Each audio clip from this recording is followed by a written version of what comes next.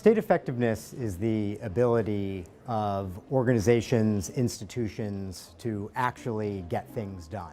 Most of what happens in the world depends on having competent, capable, inclusive institutions to be able to deliver results to people. One of the problems that we traditionally find in fragile environments is that those institutions aren't in place or that they don't have the capacity to deliver.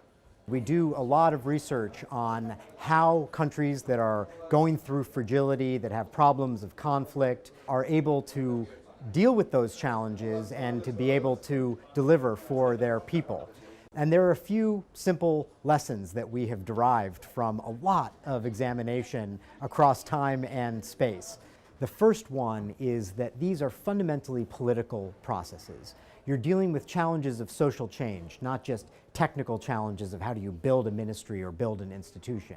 Leading from that comes the second challenge, which is that you actually have to think and work politically in those environments. You have to have means of working that allow you to deal with what you learn about the political environment. How do you actually work on social change? How do you actually incorporate problems and changes that you see along the way into your method of working? So not coming in with a fixed understanding of we're going to build a particular ministry in a particular way, but thinking about the problem that you want to solve and going from there. And the third is that you actually have to have bite-sized problems that you can actually solve. Instead of coming up with grand designs for radical transformation, what you actually have to look at is what is possible in this environment and how do we measure change over time that is both meaningful but doesn't expect too much to be done in an environment that is fragile and lacks capacity.